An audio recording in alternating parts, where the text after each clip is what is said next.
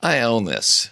That's my new definition for IoT, and one I borrowed from my guest, Andy Doe, on this episode of IoT Playbook. Yeah, I know IoT stands for Internet of Things, but once you start working on a big enough problem for your clients using IoT technology, you'll understand exactly what I mean.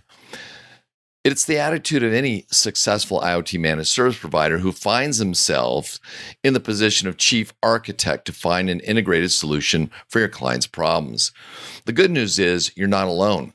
You can quickly assemble a team of experts to help you architect the solution.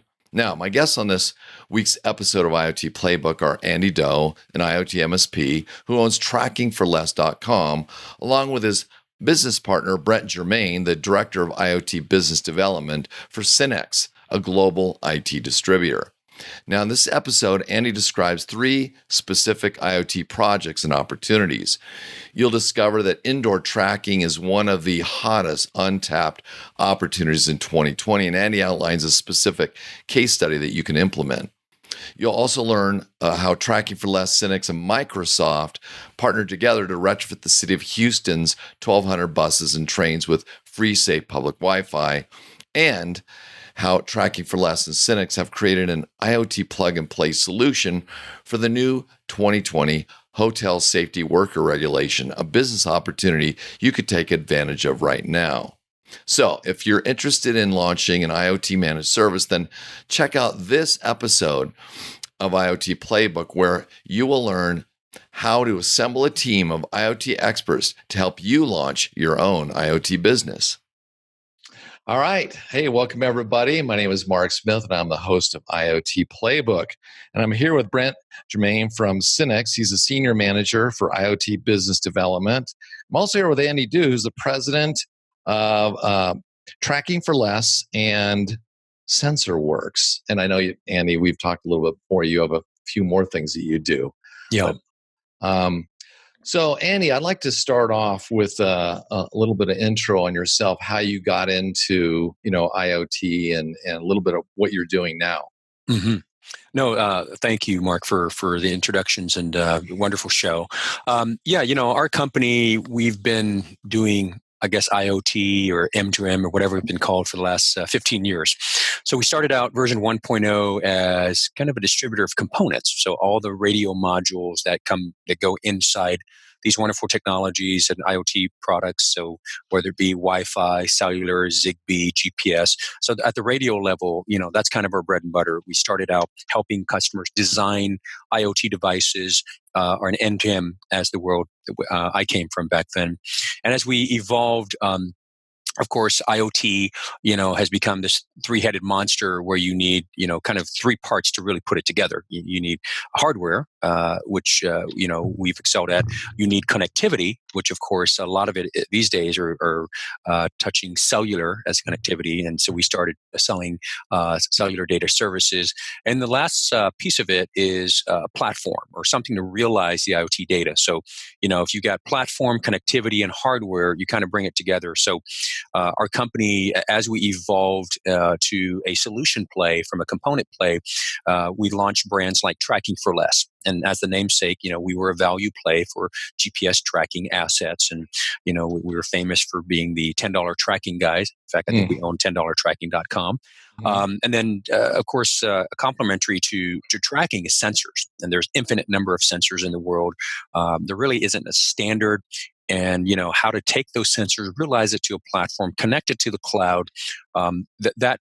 That whole, we felt there was a hole in the industry. So we launched SensorWorks in the hope of making kind of IoT out of the box easy. And with that, we're happy to work with great partners like Synnex, who really have a strong channel and share the same vision that we have in terms of making IoT easy. Okay, Brent. Yeah. Tell us about Synnex, yourself, your role, and what Synnex is doing with IoT. Yeah, Mark, thank you so much, and definitely appreciate the invitation to the show. Andy has been a fantastic partner for Synnex, and I think you nailed it, Andy. IoT is such a loaded term. It means a lot of different things to different people. It truly does play into every vertical with a myriad of use cases, and I think the channel is hungry for simplicity, and they're hungry for making IoT solutions repeatable. But truly, this is a great source of opportunity for growth, and it again means a lot of different things to different vendors. So the purpose of my team is to help create simple solutions in the market. Now, Synnex Abroad is an IT distributor, so we work with over 2,000 manufacturers and vendors. And then we resell to over 25,000 IT resellers, retailers, system integrators. So the extremely radically specialized partners like Andy Doe here, he represents a very special type of partner who is capable going to market. They understand the technology, but really help bring all of the pieces together. The one thing that we believe is that IoT takes a village. There's not a single company that does it all. So it's really important to figure out how all the pieces work together and how to make it simple so it can be digestible. So, Andy, before the show, you mentioned you had an explanation for IoT as well. Say what you told me. Yeah.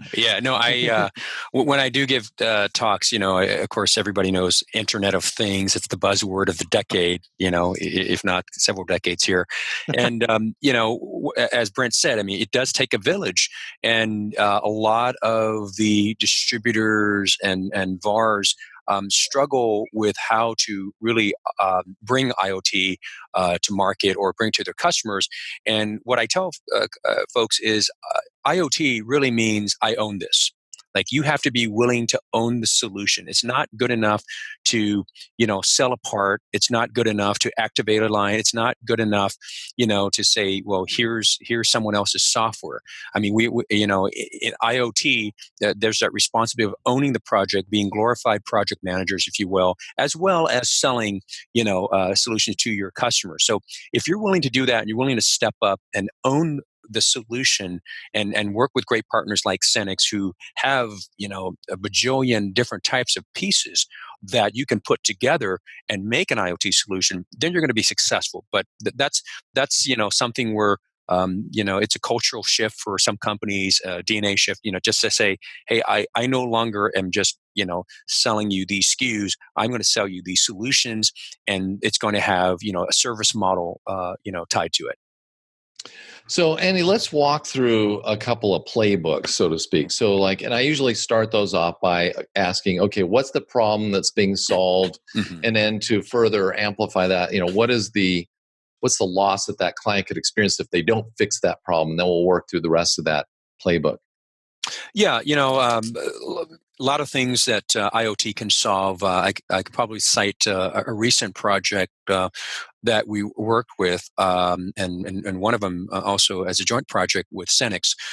So, for example, one of my highlights or high points for 2020 is sensors, and most people know that. With indoor, there's no GPS. So we're working on a project right now where a large international airport has come to us and said, "Hey, we want to track those luggage carts that the one you put the $5 in and you go throughout the airport. And how do you do that without GPS? So we're having to use a combination of Bluetooth beacons sprinkled throughout the airport, and then the luggage carts have Bluetooth and LoRa, which is a medium range technology. And then, of course, it needs to go to the cloud, so we have to tie that to a cellular router. So that's one solution where you actually have to have three technologies to get the job done. And of course, realizing that on our platform, a SensorWorks platform, to be able to see things that we've added to this airport, like CO2 measurements, smoke detectors, all the sensors. So to really make it sticky, it started out with track this, now it's measure these, type of things. Yeah. And they wanted you to track those because what was the problem? Were they just getting left everywhere and they didn't know? Yeah, for two purposes. One was they were getting left everywhere, and there's probably 200 of these or so at any given airport, and they could be on the curbside. They could be anywhere, right? So there's no easy way to retrieve them. But the airport authority also wanted to know, where's the heat map of people using this, right? For strategically, help, better traffic lanes, or maybe put another set of cards. So these are kind of things where I think indoor tracking and these type of things are kind of an untapped area, and which we hope to solve. So what's the business model around that? Like, give me an example of an offer you would make to the airport. It would include kind of what in that offer? Yeah. So what we would do is we would ask them, okay, what is the asset in question, or what is the sensor in question that you want? And they would say, well, we want luggage carts. And by the way, we already have this LoRa network throughout the facility. What else can you measure? And we have smoke detectors, we have CO2 detectors, CO detectors. We have all these type of things riding on the same network. So the ask from them is, we don't have any intelligence in terms of our airport building. We have certain intelligence in certain areas with cameras and all that, but when it comes to foot traffic and just environmental sensors, we have yet to do that. And I think we've heard this concept of smart buildings. Now we want to have smart airports, right? We want to everybody wants to measure everything. And I have a saying: if you can measure, you can either make money or save money. So people, I'm sure it's a cost savings endeavor for them. And so then is it, okay, and just to explain for those who may not be familiar, the LoRaWAN type of deal, the benefit of that is a low power and it has a pretty wide range. And do those sensors then send data to a gateway, which then sends stuff to the cloud? Correct. The LoRa combo Bluetooth device, which are detecting these beacons, would send it to a LoRa gateway. That LoRa gateway must be connected to a cloud, so we'll use a cellular router, and then thereby going to the cloud to our platform. So yeah, there's a myriad of technologies in order to accomplish that in an indoor environment. Yeah. Okay. And then is there a monthly recurring service to? There is. Do you do that as a service, or is there like a capex up front and then a monthly service, or do you just make it as a service? It could go both ways. So typically it's a capex up front. Here's the cost of the devices, the beacons, the gateways, the sensors, and then a recurring fee based on the volume that customers are willing to commit to, and we'll do multi-year. But there are models where we can amortize some of the capex, over 3 years, just kind of like the cell phone model business. That's definitely happening in the industry today. So yeah, it's a very basic model, and I think it goes back to kind of the recurring $10 a month kind of thing, and certainly that's not the cost of this solution, but people are willing to pay $10 a month for everything. You're willing to pay for your Ring doorbell, your Netflix, your whatever, right? And that's a comfortable model for customers and businesses to pay a recurring fee for these services. So even in the business side, so if, for example, it costs $10 a month to track each cart, that the business say, hey, that's worth it to me. That is because the asset itself costs more than $10. Sure. And just the analytics that you get from it, helps them make better decisions, better budgeting, and when it's come times to having the facilities or the chief information officer saying this is the amount of traffic or staff or things that we're doing as a service, you actually have tangible numbers, that you can present, not just finger in the wind, kind of things. So these are tangible things using sensors.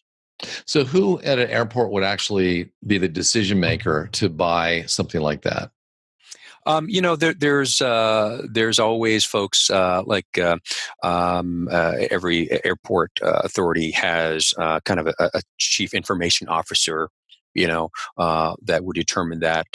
So again, I can't speak for all airports, but the international one that we work with, it was the kind of the Airport Authority Board that pushed this initiative. Okay. Right. Yeah. And do you see this as, this indoor sort of tracking thing? Is there any trends or anything coming up to where, you see that demand for that kind of going up? Oh, certainly. Certainly. Yeah. Again, indoor tracking is kind of an untapped arena. There's a lot of, I would say, more expensive things indoors sometimes than outdoors. So I think that would be one case. And there are other cases where indoor that I can mention. And I certainly also want to mention some project that we've done with Synnex that go beyond just the indoor tracking as well. But all right, I want to get into that one. Yeah. That'd be a fun one. So okay, so what was the problem that you guys worked on together with this next scenario? So set us up that next. Yeah. So the ask was City of Houston Metro, okay. I think 8th largest metro in the country. They of course have buses and rail cars like every other big metro city, but number one, they didn't have a fundamental thing that their citizens were asking for. I want free, safe public Wi-Fi, right? Number two, there is a movement to provide FirstNet, AT&T FirstNet connectivity, and for those who don't know, FirstNet is a AT&T network that is for the public safety, verticals, fire, police, and all that, so they can have their own network where it won't be congested in case of high, emergency times. That it's very dedicated just for them, right? Okay. So our job, along with Synnex, was to come in to the city and retrofit these buses with safe public Wi-Fi. Similar to you go to the airport, you click on the terms and conditions. It would allow the citizens to use free internet. On one side. And on the other side, the city needed to have their own private network to get all the analytics data from the bus, and they wanted to make sure that wasn't shared with consumer, a network or the consumer SIM. So these routers have 2 SIM cards in them, one for FirstNet AT&T and one of them as a consumer network. So with that and our good partners at Microsoft, we retrofitted the rail cars as well as the buses, and now as the proof of concept stage has completed, we're hoping to deploy about 1,200 of these throughout the city. Okay. Yeah. Brett, do you want to add to this? How does that work then with Andy on that project? Yeah. So I think that that was a great opportunity to mention, Andy. A couple of things that make it great. One is that it truly displays how Synnex works as a solution aggregator in the market. Back to the IoT takes a village, and there's not any single one player that does everything. The success here was certainly contingent upon Microsoft, working with Andy's team, working with the Synnex team, and then a couple of other players as well. Kind of making an end-to-end solution happen. The other thing that makes it a great opportunity to mention is that it created another opportunity in a different city. So it's a fantastic example of just word of mouth of it working well in a city talking to another city, and then recommending all of us as partners to revisit, have a planning discussion with a different city. So it really just is a great example of repeatability. And that's what the market is strongly after, is like, hey, there's everything's confusing. There's so many technologies. This is so complex. How do we make it consumable for the market? And repeatability is a word that you'll hear often. And so it's just a fantastic example of just that. So, Andy, you mentioned Microsoft. So I'm assuming that what role does Microsoft play in here in terms of maybe the Azure IoT platform, what services are you using from Microsoft to help pull off the software side of this thing? Yeah, Microsoft great partner. They get it. Their Azure IoT platform is really just making leaps and bounds. And so our tracking for less platform sits on Azure. Okay. And all the data we ingest for sensors goes to Azure as well. We are a partner to Synnex, so our Azure, I guess, licensing, if you will, is through Synnex. And for that, as Brent mentioned, we're kind of rinse and repeating the successes we have. Houston being city number one, and as we go along, all these other cities are saying, "Hey, I want a piece of that too." And oh, by the way, who did that for you? Oh, it was Microsoft and Synnex and Tracking for Less that made that happen. Microsoft, of course, as the giant behemoth company they have reaches into every city, right? So the partnership there is that they open a lot of doors based on what they do, and when it comes time to talk about smart city, smart buses, they know a guy. Right, and that guy happens to be Synnex and TFL, and in doing so, we've proven, that we can deliver using a platform that rides on Azure. So it's a win-win all around. So on that side, because as you takes a village and you own this thing, there's lots of different pieces and parts. But from the customer point of view, by building on an Azure, do they get more like that single pane of glass kind of experience? Because I know a lot of different IoT projects, there may be some native ways to log in, but people eventually get weary of, if I had to log into 8 different screens to manage one application, they're like, I don't want it. So is that pane of glass thing something you solve as well? You bet. That's what we try to do. We have a single dashboard that allows you to track everything from your truck to your toolbox to your personnel. We support over 120 different makes and models of asset tracking devices. We have ELD devices, which is the Electronic Logging Device Initiative that went into effect in December, Law of the Land. So as we find more and more sensor and tracking things, we basically added to our ice cream sandwich, of solutions in the TFL dashboard, and that's what people like. I don't have to open this interface for EOD. I don't have to open this interface for tracking my trucks. It is a single dashboard, and I think that's what makes it kind of a unified system. And Azure's platform makes it super easy. If I had my engineer here, he would tell you, how powerful the Azure platform is. But overall, I mean, that's been a winning platform and recipe for us. So, are you guys doing anything on any of the projects with, just out of curious, with AI or intelligent edge type things? Yeah, there's a need out there for kind of smart driving. Being able to have a camera, let's say, in the vehicle to know that you've been blinking too much, therefore you're not as alert, and there should be a beep to say, hey, time to wake up. Or if you've got a can of soda or something to your face for too long, and you can't see forward. So there's a lot of that video AI that goes into telematics.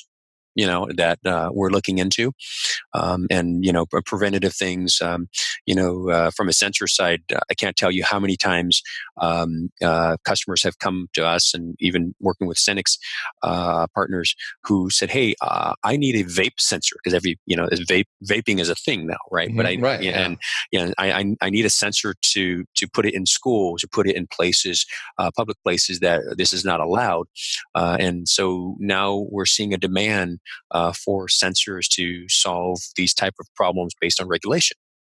So it never ceases to amaze me what type of sensors people ask for. I mean, hell, we even sell a wireless manhole cover sensor. So if someone were to open a manhole cover for the city will know. So it's just abound. Yeah. So, and you mentioned, we were talking beforehand about how regulations are really well, some people, they're a problem. For some people, they're a huge opportunity in the IoT space. So, and Brent, you had mentioned earlier that you like to come up with some plug and play solutions, as well as be able to bring someone like Andy in on a more complex deal that needs to be architected and engineered. But and you mentioned one thing about hotels. It was based on some regulation. Can you Mm-hmm. explain that regulation and then what your sort of more plug and play solution does? Yeah, there's a mandate that got instituted January 1, and it happened due to an unfortunate incident which caused the regulation.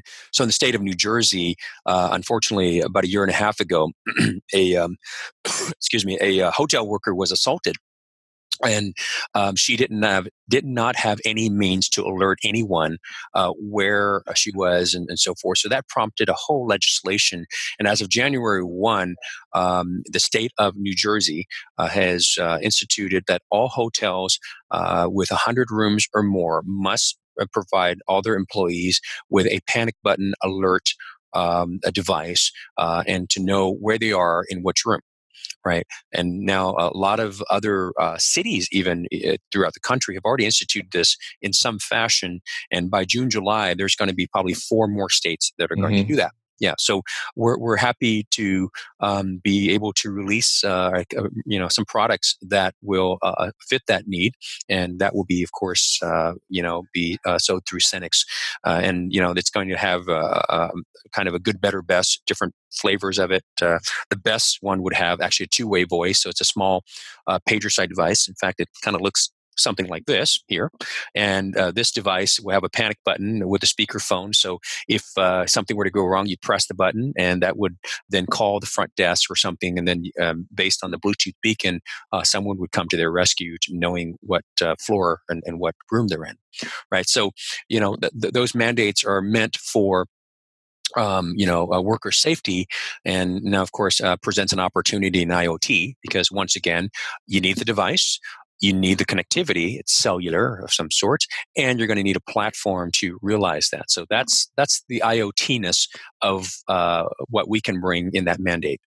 And this overall solution, is it called like the panic button solution, or what? I don't know what formal name it goes by, but we tend to call it the hotel safety worker, device, right? Because that's what it was addressed for. But this device has been used, in really strange scenarios where, in fact, a few years ago, there was an enterprising customer who had a door-to-door flyer business. So, he'd hire some teenagers to go pass flyers door to door, but they could chuck it. There's no way to keep them honest. So he had, every one of them carry a device, and anytime, they hit a home, they'd press a button and they would tag it. And then at the end of the day, the owner would say, well, Sally, good job. You hit 200 homes a day, where John, you only did 150. Sally, you get today's bonus. So you could use IoT and have these kind of gamification things. But I thought that was pretty clever. So back to the hotel one.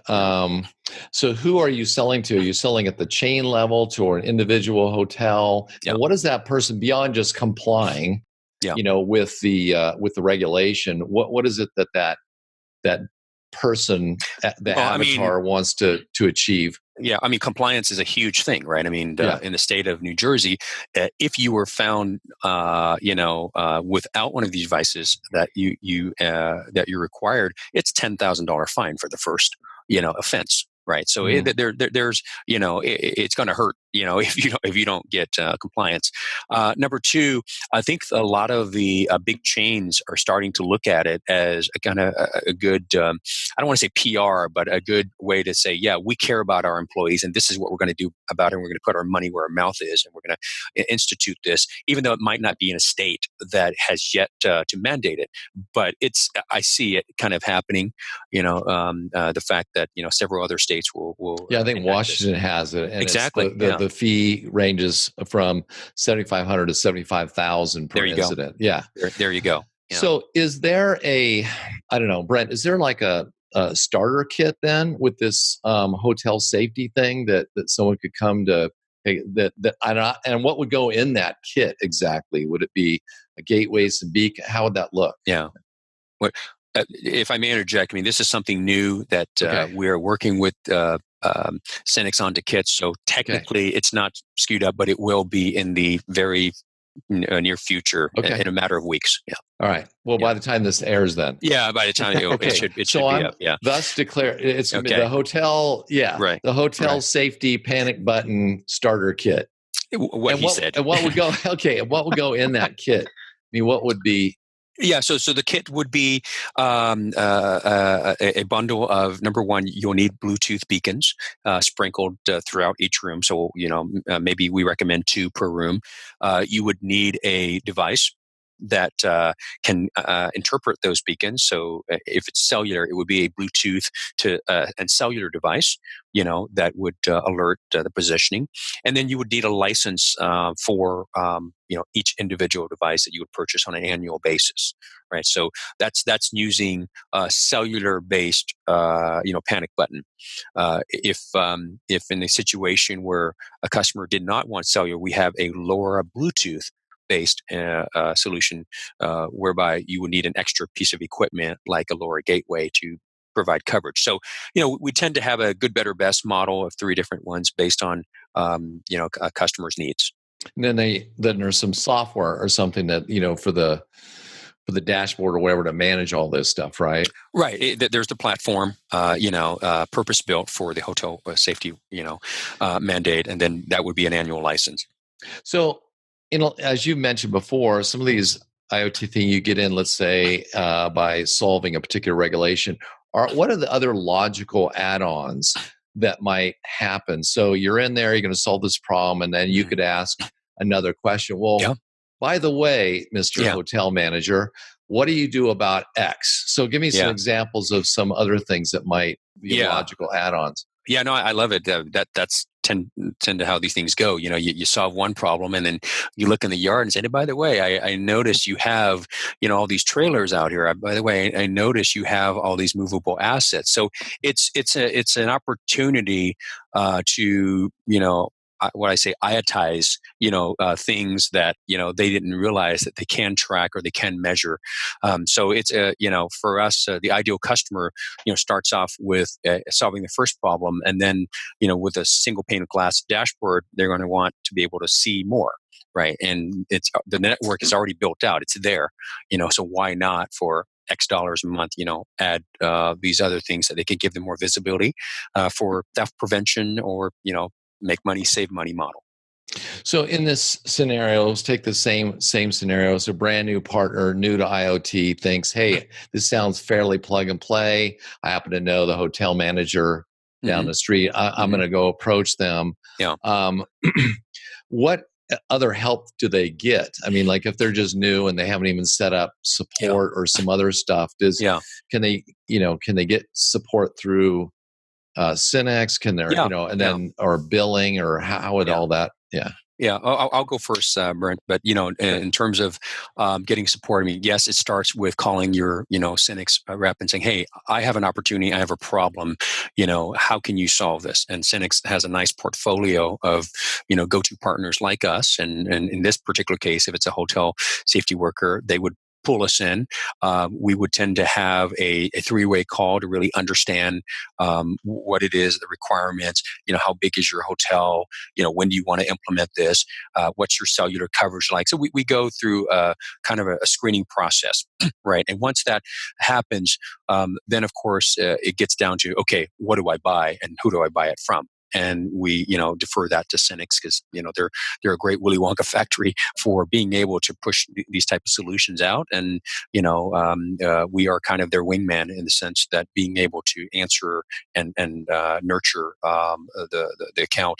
And a lot of times we try to do this with the VAR who is close to the account. So, that's the ideal solution where a Synnex VAR has an opportunity and brings us in to solve that problem together. Okay. Brent, anything to add to that? Yeah, just 2 things really quickly is that the first point of contact for support is definitely the partner. So that would be Andy in this case. And then, if the needs ever extend beyond Andy's capabilities or specializations, we have a very large ecosystem of service partners that can deliver, additional types of assessments and professional services, implementation, deployment. So let's say Andy's working a deal and he's just, he knows everything in and out about tracking, but maybe he doesn't know a ton about video analytics. We could bring a partner in to assist Andy, and so that that there is clear support from pre-sales all the way to post-sales, and even different types of select managed services that are available. The other thing I was going to mention, which has come up a few times in the theme, is just how opportunities unfold. Mm-hmm. And so, if I had $1 for every time I heard an end customer say, "We don't know what we don't know," I would be a very rich person. And I think it just happens all the time in IoT, is that the vision, the vision is endless. There's really a lot of different ways IoT technologies can enhance work environments, provide optimizations, efficiencies, introduce innovations into a business that maybe they haven't even thought about, or haven't even begun to to imagine or think up. So part of our jobs as consultants is both Andy and myself, when we are engaged with an end customer, is that we're helping them to paint a picture of what can be, because even the one or two things that they're attracted to are just the beginning of what could be implemented. Yeah. So a partner could start off the conversation by saying, "Hey, how are you going to implement this particular or comply with this particular new regulation?" They set up the meeting. One of you guys gets on, and then you can actually help pry open some others, saying, "Oh, by the way, Mr. Customer, well, we're going to help you with this thing for sure, and get you set up with a pilot or however that might roll out." But as you said, what are you doing about X, Y, and Z? And then Right. open that conversation up to explore new opportunities. Okay, well, this is great. And I know, Andy, that you and I could, we could do playbooks till the cows come home. But so what would be a next step for somebody? They're listening, they may have heard this playbook or some other idea, or the smart bus thing or whatever. Yeah. How do they follow up with you guys? What would be a good next step? Yeah, I mean, first thing is, reach out to your local Synnex rep. And most VARs out there around the country know Synnex in some way, shape, or fashion, and present the problem. And it may not be the problems that we've presented today, but Synnex, with their vast portfolio of partners and problem solvers, they're bound to be able to bring in someone. And ideally, if that problem happens to be IoT in nature, meaning I own this, I want to solve a customer's problem, and I want to take it fully. I want to get the right hardware, get the right partner. We work with Synnex quite well, where 90-80% of the hardware that we source comes from them, right? Mm-hmm. Because we don't manufacture this stuff. We integrate. We're a system integrator. We make these things happen. And Synnex has an amazing portfolio of products that we know that if we go looking for it, it will be there. Mm-hmm. But to answer your question, start with your Synnex rep. Find out what the IoT problem at hand is, and then of course they will pull in the right partner. And if it happens to be what we talked about today, hotel safety worker tracking sensors, we will be there, step by step with them. They don't have to do it alone. It's a scary thing sometimes when your organization has been selling IT equipment for decades, and all of a sudden you're asked to sell solutions. It's a different type of sell, but just know that you're not going to do it alone. You've got a team, and we're going to help you have the right pitch, the right collateral. Yep.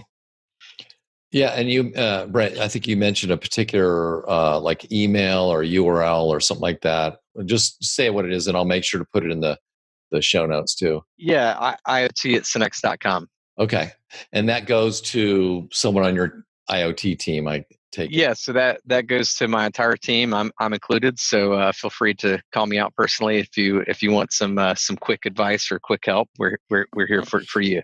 Mm-hmm. Great, and I'll make sure to put the URLs for the companies that you mentioned as well. So that's great. Well, I really appreciate this, and as I said, we'll leave everybody. If you're looking to, especially for those current MSPs or MSSPs, you have business, and maybe you've not really dealt with the line of business solution. I know that the people I've interviewed, Some have grown their business with the same customer, mind you. They already have a customer relationship.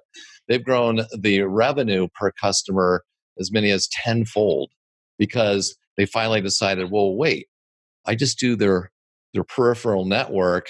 I don't do the agricultural stuff, or I don't do, transportation, but there's so many opportunities out there now, and that IoT enables, that they could really grow the revenue per customer.